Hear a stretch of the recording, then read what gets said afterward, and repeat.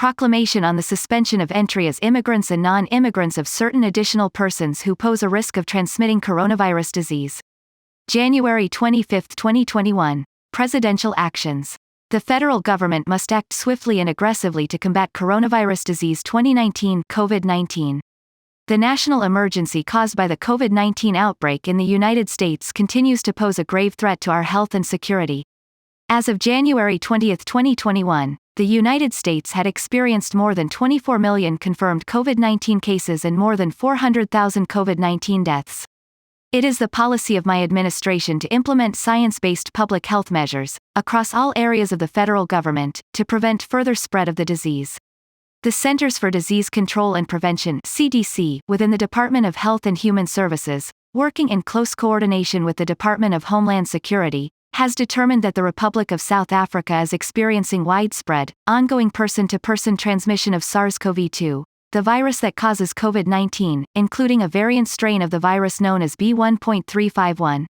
The World Health Organization has reported that the Republic of South Africa has over 1,400,000 confirmed cases of COVID-19. Another variant strain, known as B.1.1.7, is widely circulating and has been traced to the United Kingdom. Furthermore, a third variant strain, which is known as B.1.1.28.1 and may impact the potential for reinfection, has been identified in Brazil. Based on developments with respect to the variants and the continued spread of the disease, CDC has re-examined its policies on international travel and, after reviewing the public health situations within the Schengen area, the United Kingdom excluding overseas territories outside of Europe, the Republic of Ireland, the Federative Republic of Brazil, and the Republic of South Africa, has concluded that continued and further measures are required to protect the public health from travelers entering the United States from those jurisdictions. In my executive order of January 21, 2021, entitled, Promoting COVID-19 Safety in Domestic and International Travel, I directed the Secretary of Health and Human Services, including through the Director of CDC, and in coordination with the Secretary of Transportation, including through the Administrator of the Federal Aviation Administration, and the Secretary of Homeland Security, including through the Administrator of the Transportation Security Administration, to further examine certain current public health precautions for international travel and take additional appropriate regulatory action, to the extent feasible and consistent with CDC guidelines and applicable law.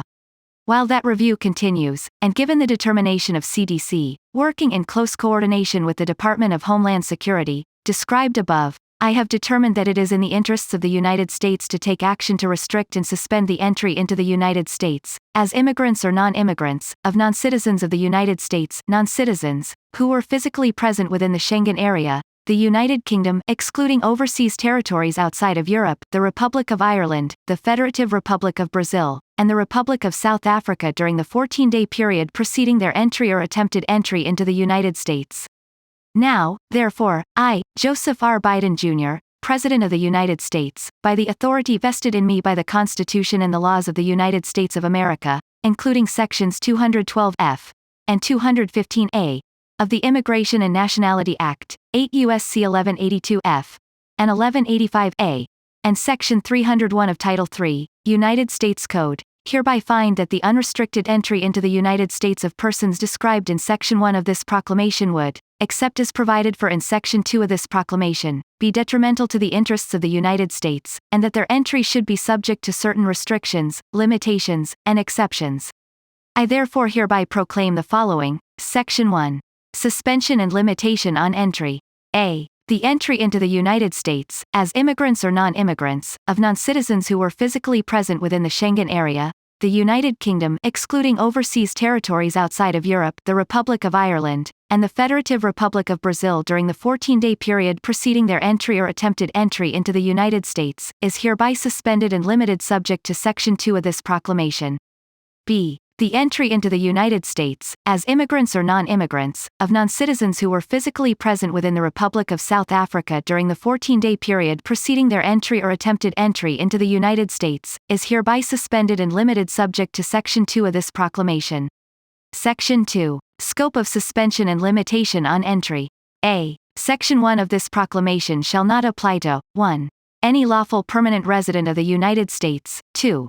Any non-citizen national of the United States, 3.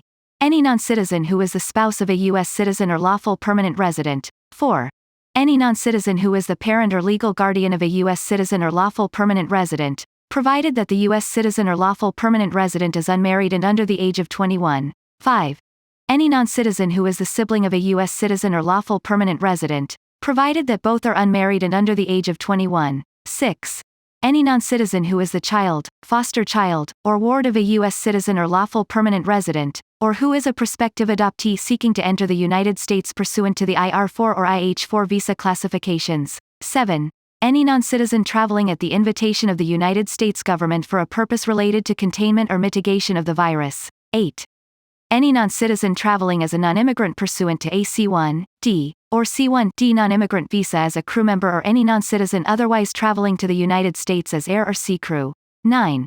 Any non-citizen A seeking entry into or transiting the United States pursuant to one of the following visas: A1, A2, C2, C3, as a foreign government official or immediate family member of an official; E1, as an employee of TECRO or TICA or the employee's immediate family members; G1, G2, G3, G4, NATO 1 through NATO 4, or NATO 6, or seeking to enter as a non-immigrant in one of those NATO categories; or B, whose travel falls within the scope of Section 11 of the United Nations Headquarters Agreement. 10. Any non-citizen who is a member of the U.S. Armed Forces and any non-citizen who is a spouse or child of a member of the U.S. Armed Forces.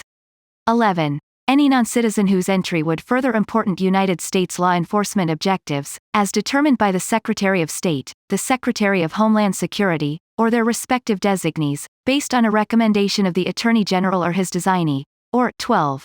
Any non-citizen whose entry would be in the national interest, as determined by the Secretary of State, the Secretary of Homeland Security, or their designees. B. Nothing in this proclamation shall be construed to affect any individual's eligibility for asylum, withholding of removal, or protection under the regulations issued pursuant to the legislation implementing the Convention Against Torture and Other Cruel, Inhuman or Degrading Treatment or Punishment, consistent with the laws and regulations of the United States. Section 3. Implementation and Enforcement. A. The Secretary of State shall implement this proclamation as it applies to visas pursuant to such procedures as the Secretary of State, in consultation with the Secretary of Homeland Security, may establish. The Secretary of Homeland Security shall implement this proclamation as it applies to the entry of non-citizens pursuant to such procedures as the Secretary of Homeland Security, in consultation with the Secretary of State, may establish. B. The Secretary of State, the Secretary of Transportation, and the Secretary of Homeland Security shall ensure that any non-citizen subject to this proclamation does not board an aircraft traveling to the United States, to the extent permitted by law. C. The Secretary of Homeland Security may establish standards and procedures to ensure the application of this proclamation at and between all United States ports of entry. D. Where a non-citizen circumvents the application of this proclamation through fraud, willful misrepresentation of a material fact, or illegal entry, the Secretary of Homeland Security shall consider prioritizing such non-citizen for removal. Section 4. Termination. This proclamation shall remain in effect until terminated by the President. The Secretary of Health and Human Services shall, as circumstances warrant and no more than 30 days after the date of this proclamation and by the final day of each calendar month thereafter, recommend whether the President should continue, modify, or terminate this proclamation. Section 5. Amendment. Section 5 of Proclamation 9984 of January 31, 2020, suspension of entry as immigrants and non-immigrants of persons who pose a risk of transmitting 2019 novel coronavirus and other appropriate measures to address this risk, and Section 5 of Proclamation 9992 of February 29, 2020, suspension of entry as immigrants and non-immigrants of certain additional persons who pose a risk of transmitting 2019 novel coronavirus, are each amended to read as follows. Section 5. Termination. This proclamation shall remain in effect until terminated by the President. The Secretary of Health and Human Services shall, as circumstances warrant and no more than 30 days after the date of the proclamation of January 25, 2021, entitled, Suspension of Entry as Immigrants and Non-Immigrants of Certain Additional Persons Who Pose a Risk of Transmitting Coronavirus Disease 2019, and by the final day of each calendar month thereafter, recommend whether the President should continue, modify, or terminate this proclamation. Section 6. Effective dates. A. The suspension and limitation on entry set forth in Section 1A of this proclamation is effective at 12:01 a.m. Eastern Standard Time on January 26, 2021. The suspension and limitation on entry set forth in Section 1A of this proclamation does not apply to persons aboard a flight scheduled to arrive in the United States that departed prior to 12:01 a.m. Eastern Standard Time on January 26, 2021. B. The suspension and limitation on entry set forth in Section 1(b) of this proclamation is effective at 12:01 a.m. Eastern Standard Time on January 30, 2021. The suspension and limitation on entry set forth in Section 1(b) of this proclamation does not apply to persons aboard a flight scheduled to arrive in the United States that departed prior to 12:01 a.m. Eastern Standard Time on January 30, 2021. Section 7. Severability. It is the policy of the United States to enforce this proclamation to the maximum extent possible to advance the national security, public safety, and foreign policy interests of the United States.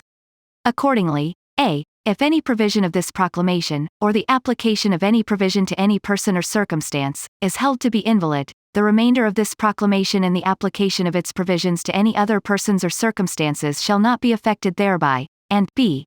If any provision of this proclamation, or the application of any provision to any person or circumstance, is held to be invalid because of the lack of certain procedural requirements, the relevant executive branch officials shall implement those procedural requirements to conform with existing law and with any applicable court orders. Section 8. General Provisions. A. Nothing in this proclamation shall be construed to impair or otherwise affect 1. The authority granted by law to an executive department or agency, or the head thereof, or 2. The functions of the Director of the Office of Management and Budget relating to budgetary, administrative, or legislative proposals. B. This proclamation shall be implemented consistent with applicable law and subject to the availability of appropriations. C. This proclamation is not intended to, and does not, create any right or benefit, substantive or procedural, enforceable at law or in equity by any party against the United States, its departments, agencies, or entities, its officers, employees, or agents, or any other person. In witness whereof, I have hereunto set my hand this 25th day of January, in the year of our Lord 2021, and of the independence of the United States of America the 245th. Joseph R. Biden, Jr.